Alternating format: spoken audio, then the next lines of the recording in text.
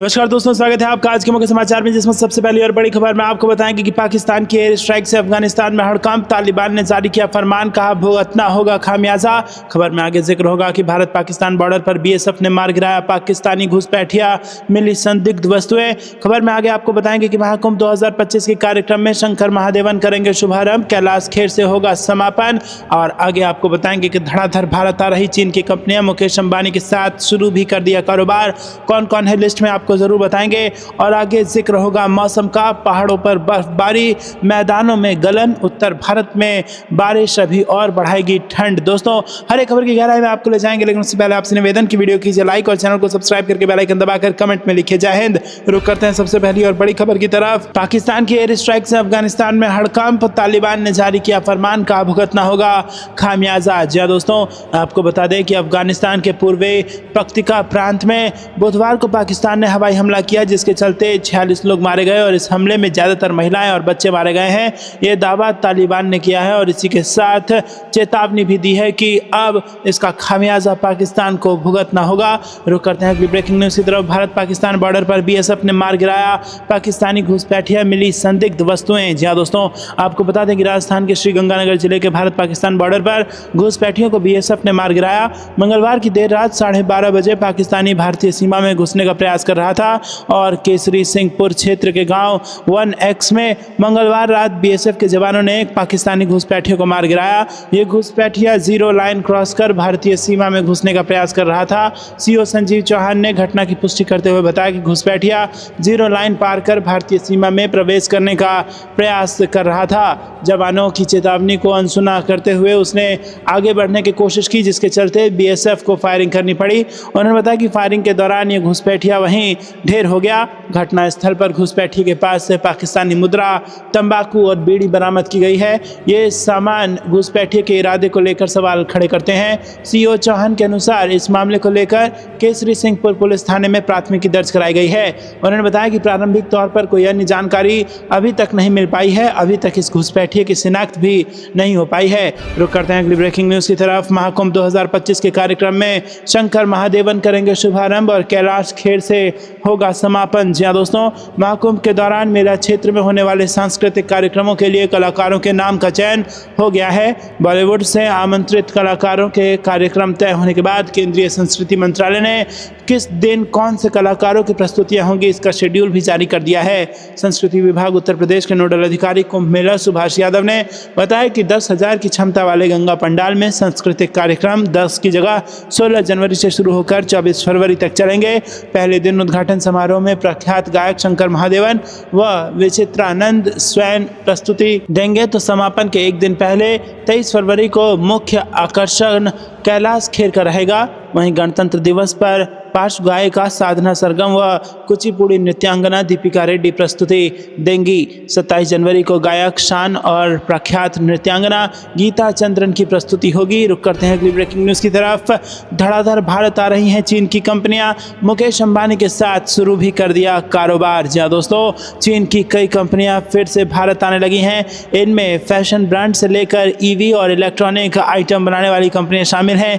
इनमें से कई ने भारत में अपना कारोबार शुरू कर दिया है, वहीं कुछ कतार में हैं। आने वाले समय में ये कंपनियां भारत में अपना कारोबार जल्द शुरू कर सकती हैं। सबसे बड़ी बात है कि ये कंपनियां भारत की कंपनियों के साथ मिलकर एंट्री मार रही है। भारत के इन कंपनियों में मुकेश अंबानी की Reliance Retail, EPack durables, Dixon technology आदि शामिल हैं। इनमें एक कंपनी ने मुकेश अंबानी की कंपनी के साथ मिलकर कारोबार करना भी शुरू कर दिया है।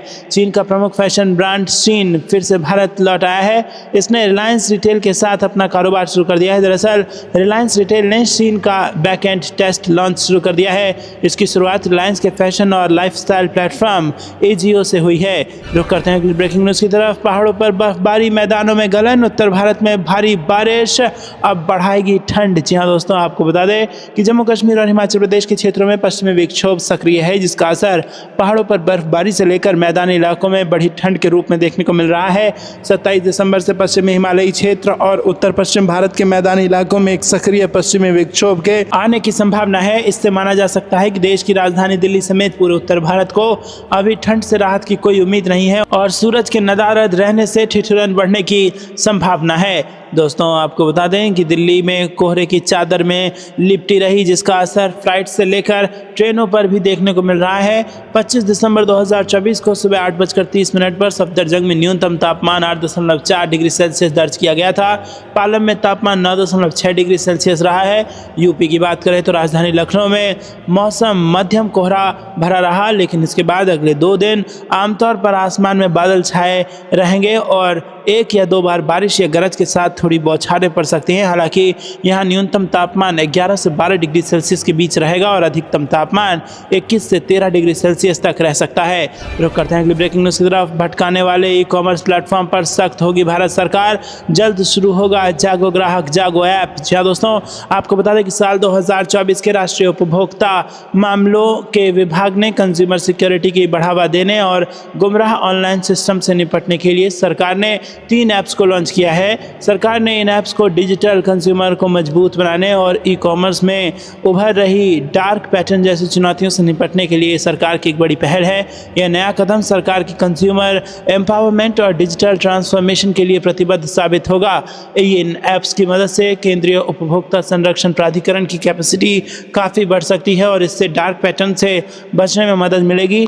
जागो ग्राहक जागो ऐप कंज्यूमर की ऑनलाइन एक्टिविटी के दौरान सभी URL के बारे में आवश्यक जानकारी देता है और ये अलर्ट देता है कि कोई भी URL असुरक्षित हो सकता है और सावधानी बरतने की ज़रूरत है। रुक करते हैं अगली ब्रेकिंग न्यूज़ की तरफ, जहां पर आपको बता दें कि अंतरिक्ष में बढ़ेगी भारत की ताकत। इसरो का साल 2024 का आखिरी मिशन अमेरिका, रूस और चीन के बाद दुनिया का चौथा देश बन जाएगा भारत। जी हाँ दोस्तों, साल 2024 के जाते जाते भारत अंतरिक्ष में 2 सैटेलाइट्स को डॉक करने की क्षमता वाला देश बन जाएगा। अभी तक स्पेस में 2 स्पेसक्राफ्ट डॉक करने की क्षमता अमेरिका, रूस और चीन के पास है। अब इसमें भारत भी शामिल हो जाएगा। इसरो का अब 2024 का यह आखिरी मिशन है जिसे पूर्ण करने की कगार पर भारत है। भारत जल्द ही इस क्षमता को हासिल करने वाला चौथा देश बनने वाला है। रुक करते हैं अगली ब्रेकिंग न्यूज़ की तरफ। प्रधानमंत्री मोदी शुक्रवार को काशी के लोगों को देंगे खास तोहफा, 3800 नागरिकों को होगा फायदा। जी हाँ दोस्तों, केंद्र सरकार की स्वामित्व योजना के तहत लोगों को उनके घरों के पेपर और खतौनी उपलब्ध कराई जा रही है। इसी कड़ी में प्रधानमंत्री नरेंद्र मोदी शुक्रवार को वाराणसी के लोगों को उनके घरों के दस्तावेज देंगे। ऑनलाइन होने वाले इस कार्यक्रम में PM मोदी 3800 लोगों को उनके घरों की खतौनी देंगे, साथ ही वर्चुअली माध्यम से उनसे बातचीत भी करेंगे। इस कार्यक्रम के लिए तैयारियां पूरी कर ली गई हैं। रुक करते हैं अगली ब्रेकिंग न्यूज़ की तरफ। अमित शाह बोले जम्मू कश्मीर और पूर्वोत्तर में शांति लाना और नक्सल समस्या खत्म करने के लिए बेहतरीन काम कर रही है CRPF। जी हाँ दोस्तों, आपको बता दें कि केंद्रीय गृह मंत्री अमित शाह ने बुधवार को कहा कि केंद्रीय रिजर्व पुलिस बल ने नक्सलवाद का मुकाबला करने और जम्मू कश्मीर पूर्वोत्तर में शांति स्थापित करने के लिए बेहतरीन काम किया। CRPF ने हमेशा से देश की आंतरिक सुरक्षा और शांति स्थापना सुनिश्चित करने के लिए अहम भूमिका निभाई है। गृह मंत्री ने यह बातें CRPF मुख्यालय के दौरे के दौरान कही और यहां उन्होंने CRPF के महानिदेशक अनीश दयाल सिंह समेत कई वरिष्ठ अधिकारियों से भी मुलाकात की। शाह ने यहां दुनिया के सबसे बड़े अर्धसैनिक बल की संचालन और प्रशासनिक दक्षता की भी समीक्षा की। CRPF प्रमुख ने इस दौरान गृह मंत्री को बल के शहीद हुए जवानों के लिए लागू हो रही कल्याण योजनाओं की भी जानकारी दी और इसमें जवानों के परिवार के सदस्य को नियुक्ति देने से जुड़ी योजना भी शामिल है। रुक करते हैं अगली ब्रेकिंग न्यूज़ की तरफ। अफगानिस्तान पर फिर करेंगे हमला, पाकिस्तान ने एयर स्ट्राइक के तुरंत बाद दी तालिबान को धमकी। क्या ISI ने शुरू किया खेल? जी हाँ दोस्तों, आपको बता दें कि पाकिस्तानी सेना के अफगानिस्तान में TTP के ठिकानों पर हवाई हमले के बाद दोनों देशों में एक बार फिर तनाव बढ़ गया है। अफगानिस्तान के रक्षा मंत्रालय ने पाकिस्तान के हमले को कायराना हरकत बताया और जवाब देने की चेतावनी दी है। इस बीच पाकिस्तान ने हमला करने के बाद एक बार फिर से धमकी दी है। पाकिस्तान के एक अधिकारी ने अफगानिस्तान के अंदर हवाई कार्रवाई को पाकिस्तानी सैनिकों की मौत का बदला बताया और भविष्य में फिर से ऐसा करने की धमकी दी। और इस बीच TTP ने एक बयान जारी करके कहा है कि पाकिस्तानी सेना के हमले में 50 लोग मारे गए हैं। रुक करते हैं अगली ब्रेकिंग न्यूज़ की तरफ। भाजपा प्रमुख के आवास पर NDA के नेताओं की बैठक, एक देश एक चुनाव सहित कई मुद्दों पर चर्चा। जी हाँ दोस्तों, आपको बता दें कि राष्ट्रीय जनतांत्रिक गठबंधन के नेताओं ने बुधवार को भारतीय जनता पार्टी के राष्ट्रीय अध्यक्ष JP नड्डा के आवास पर बैठक की। बैठक पूर्व प्रधानमंत्री अटल बिहारी वाजपेयी की जयंती के मौके पर आयोजित की गई थी। वाजपेयी को उनकी मजबूत नेतृत्व क्षमता और भारत में पहली पूर्णकालिक गठबंधन सरकार को सफलतापूर्वक चलाने के लिए याद किया जाता है। बैठक में केंद्रीय गृह मंत्री अमित शाह, तेलुगु देशम पार्टी के प्रमुख और आंध्र आंध्र प्रदेश के मुख्यमंत्री चंद्रबाबू नायडू, जनता दल यूनाइटेड के नेता और केंद्रीय मंत्री राजीव रंजन सिंह भी शामिल थे। दोस्तों, आपको क्या कुछ लगता है कमेंट में जरूर बताइए और वीडियो को लाइक नहीं किया तो लाइक जरूर कीजिएगा। रुक करते हैं अगली ब्रेकिंग न्यूज की तरफ। बांग्लादेश की खैर नहीं, जयशंकर अमेरिका के लिए निकले और यूनुस को यूएस का आ गया फोन, हिंदुओं की रक्षा का उठाया मुद्दा। जी हां दोस्तों, भारत के विदेश मंत्री एस जयशंकर 6 दिन के अमेरिका दौरे पर है। इसी बीच उनके अमेरिका पहुंचने से पहले ही भारत का ग्लोबल पावर देखने को मिला है। विदेश मंत्री एस जयशंकर अमेरिका पहुंचे इससे पहले ही अमेरिका के राष्ट्रीय सुरक्षा सलाहकार जैक सुल्लिवन ने मोहम्मद यूनुस को नसीहत दी और अल्पसंख्यकों पर किसी तरह के अत्याचार न करने के लिए खबरदार भी किया। अमेरिका के राष्ट्रीय सुरक्षा सलाहकार जैक सुल्लिवन ने सोमवार को बांग्लादेश के अंतरिम सरकार के मुख्य सलाहकार मोहम्मद यूनुस से बातचीत की। अमेरिकी सरकार द्वारा जारी एक प्रेस रिलीज के अनुसार सुल्लिवन ने चुनौतीपूर्ण समय में बांग्लादेश का नेतृत्व करने के लिए यूनुस को धन्यवाद भी दिया। प्रेस रिलीज में कहा गया कि दोनों नेताओं ने सभी लोगों के मानवाधिकारों का सम्मान करने और उनकी रक्षा करने के प्रति अपनी प्रतिबद्धता व्यक्त की, चाहे उनका धर्म कुछ भी हो। रुक करते हैं अगली ब्रेकिंग न्यूज की तरफ। अब चीन का बढ़ेगा बीपी, लद्दाख में एलएसी के पास लैंड होंगे फाइटर जेट, भारत ने कर दिया बड़ा काम। जी हां दोस्तों, 4.5 साल पहले पूर्व लद्दाख में भारतीय वायुसेना ने अपने ऑपरेशन से चीन को बैकफुट पर डाल दिया था। वजह थी कम समय में भारतीय सेना की तेजी से तैनाती। भारतीय वायुसेना ने सेना के भारी भरकम साजो सामान हथियारों के साथ एलएसी तक पहुंचा दिया। लद्दाख में एलएसी के पास अब ये काम और तेजी से होगा। एलएसी से महज 35 किलोमीटर दूर न्योमा का रनवे तैयार हो गया है और अब सबसे जरूरी निरीक्षण के काम को पूरा कर लिया गया है। सूत्रों के मुताबिक इसी महीने वायुसेना की टीम ने इस रनवे का निरीक्षण किया। टेस्ट करने वाली टीम में पायलट, एयर ट्रैफिक कंट्रोलर और टेक्निकल स्टाफ ने हर एक पहलू पर जांच की, जिसके बाद रनवे को फिट घोषित कर दिया गया। इस एयर बेस के बन जाने के बाद भारतीय वायुसेना की ताकत में जबरदस्त इजाफा हो जाएगा। न्योमा पहले एक एडवांस लैंडिंग ग्राउंड था जिसे एक्टिव एयर स्ट्रिप में तब्दील किया गया है। इस एयरफील्ड पर अब जल्द ही फाइटर जेट की लैंडिंग भी होगी। रुक करते हैं अगली ब्रेकिंग न्यूज की तरफ। आपकी शिकायत गलत और भ्रामक, चुनाव आयोग का कांग्रेस को जवाब, कहा 50 नहीं सिर्फ 6 सीटों पर बढ़े 50,000 मतदाता। जी हां दोस्तों, महाराष्ट्र चुनाव में मिली करारी हार के बाद कांग्रेस ने चुनाव आयोग और पूरी चुनावी प्रक्रिया पर सवाल उठाए। कांग्रेस ने यह भी आरोप लगाया कि मनमाने तरीके से लोगों के नाम मतदाता सूची से हटाए गए हैं। अब मंगलवार को भारत निर्वाचन आयोग ने कांग्रेस के सवालों का जवाब दिया। चुनाव आयोग ने कहा कि महाराष्ट्र में मनमाने तरीके से मतदाताओं के नाम ना ही जोड़े गए और ना ही हटाए गए हैं। कांग्रेस को दिए जवाब में चुनाव आयोग ने कहा कि शाम 5 बजे के मतदान आंकड़ों की तुलना अंतिम मतदान आंकड़ों से करना ठीक नहीं है। शाम 5 बजे से रात 11:45 तक मतदान में वृद्धि सामान्य बात है। यह मतदान डाटा को जुटाने की प्रक्रिया का हिस्सा है। चुनाव आयोग ने जोर देकर कहा कि वास्तविक मतदान प्रतिशत में बदलाव करना असंभव है। इस वजह यह है कि मतदान का विवरण देने वाला वैधानिक फॉर्म 17C पोलिंग बूथ पर मतदान खत्म होने के दौरान प्रत्याशियों के अधिकृत एजेंटों के साथ उपलब्ध रहता है। रुक करते हैं अगली ब्रेकिंग न्यूज की तरफ। चीन की तरफ मिसाइल तैनात करने जा रहा फिलीपींस, शी जिनपिंग की बड़ी टेंशन, अमेरिका ने चली नई चाल। जी हां दोस्तों, आपको बता दें कि फिलीपींस चीन से लगती सीमा की तरफ अमेरिकी मध्यम दूरी की मिसाइल टाइफॉन की तैनाती की योजना बना रहा है। चीन ने उसे उकसाने वाला कदम बताया है। चीनी अधिकारी ने कहा है कि इससे क्षेत्र में तनाव बढ़ेगा। फिलीपींस के शीर्ष सैन्य अधिकारी ने सोमवार को मनीला में कहा कि सेना दक्षिण चीन सागर में चीन के साथ बढ़ते तनाव के बीच मध्यम दूरी की मिसाइल खरीदने की योजना बना रही है। लेफ्टिनेंट जनरल राय गैलिडो ने कहा कि हाँ, ऐसी योजनाएं हैं। रुक करते हैं अगली ब्रेकिंग न्यूज की तरफ। उत्तर भारत के अधिकांश हिस्सों में शीतलहर का कहर, राज्यों में बारिश की संभावना। जी हां दोस्तों, यहाँ पर उत्तर भारत में ठंड का कहर जारी है। कई राज्यों में तापमान में भारी गिरावट दर्ज की गई है। इसी के साथ मंगलवार को कई शहरों में कोहरे की हल्की परत छाई रही। लोग ठंड से बचने के लिए अलाव जलाते देखे गए। मौसम विभाग ने मंगलवार को भारत के कई हिस्सों में हल्की से भारी बारिश की भविष्यवाणी की है, जबकि भारत के कई हिस्सों में शीतलहर जारी है। मौसम विभाग के अनुसार दक्षिण पश्चिम और उससे सटे पश्चिम मध्य बंगाल की खाड़ी पर बना कम दबाव का क्षेत्र पश्चिम दक्षिण पश्चिम की ओर बढ़ने की संभावना है, जिससे दक्षिणी राज्यों में हल्की से भारी बारिश होने के आसार हैं। रुक करते हैं अगली ब्रेकिंग न्यूज की तरफ। दलितों का अपमान, कांग्रेस का इतिहास, संसद धक्का मुक्की मामले में योगी आदित्यनाथ का हमला। जी हां दोस्तों, आपको बता दें कि उत्तर प्रदेश के मुख्यमंत्री योगी आदित्यनाथ ने संसद में धक्का मुक्की घटना पर राहुल गांधी पर हमला करते हुए कहा कि हम कांग्रेस नेता राहुल गांधी से कहना चाहते हैं कि देश ने संसद परिसर से सांसदों पर हुए हमले को भी देखा है। क्या इस आचरण को संवैधानिक संवैधानिक माना जाएगा? क्या कांग्रेस पार्टी के आचरण को संवैधानिक माना जाएगा? 2 भाजपा सांसद घायल हो जाते हैं, एक बुजुर्ग सांसद घायल हो जाता है, उसे धक्का देकर गिरा दिया जाता है। वो अपनी सभी कृत्यों, बुजुर्गों को धक्का देने के कृत्य को संवैधानिक बनाने की कोशिश करते हैं। यूपी के सीएम योगी आदित्यनाथ ने राहुल गांधी पर हमला करते हुए कहा कि जब अनुसूचित जाति और अनुसूचित जनजाति के कल्याण या महिला कल्याण के बिल राहुल गांधी द्वारा फाड़े जाते हैं तो क्या ये आचरण संवैधानिक है? बाबा साहेब भीमराव अम्बेडकर का अपमान करना कांग्रेस का स्वभाव है, उन्हें देश से माफी मांगनी चाहिए। लोगों ने उन्हें लगातार नकारा है और आगे भी नकारते रहेंगे। रुक करते हैं अगली ब्रेकिंग न्यूज की तरफ। 40 करोड़ श्रद्धालु, 2700 सीसीटीवी, एआई कैमरे और 50,000 पुलिसकर्मी महाकुंभ के लिए प्रयागराज में है ऐसी तैयारी। जी हाँ दोस्तों, आपको बता दें कि सनातन आस्था का सबसे बड़ा समागम महाकुंभ 2025 उत्तर प्रदेश की धार्मिक नगरी प्रयागराज में लगने जा रहा है। अनुमान है कि 45 करोड़ से अधिक श्रद्धालु पूरे देश और दुनिया के कोने कोने से यहाँ त्रिवेणी के पवित्र संगम में डुबकी लगाने के लिए आने वाले हैं। माना जाता है कि महाकुंभ में स्नान के साथ ही दान का भी विशेष महत्व है।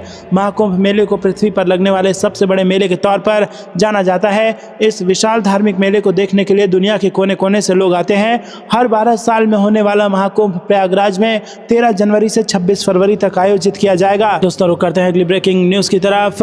महाकुंभ 2025 में यूपी पुलिस के 14 एएसपी, 45 डीएसपी की तैनाती, कुंभ मेला तक रहेगी ड्यूटी। जी हाँ दोस्तों, आपको बता दें कि प्रयागराज में लगने वाले महाकुंभ 2025 में यूपी पुलिस के 14 एएसपी, 45 डीएसपी को ड्यूटी के लिए भेजा जा रहा है। पुलिस अधिकारी प्रयागराज के police commissioner, SP Prayagraj railway और एसपी कुंभ मेला के साथ संबंध रहेंगे और इनकी तैनाती पूरे कुंभ मेला तक रहेगी। रुक करते हैं अगली ब्रेकिंग न्यूज की तरफ। एलएसी पर थमा सैन्य गतिरोध, कैसे हुई शांति बहाली? द्विपक्षीय वार्ता में भारत चीन कितना सफल? जी हाँ दोस्तों, एलएसी पर शांति बहाली के सफल प्रयासों के बीच सीमावर्ती गांव की मजबूत कनेक्टिविटी पर भारत का फोकस है। एलएसी पर भारत और चीन के बीच लगातार तनाव के बावजूद 2024 लद्दाख में सीमा के पास स्थित गांव में स्थिरता लाने के साथ भारत ने चीन के साथ कई दौरे की वार्ता की है।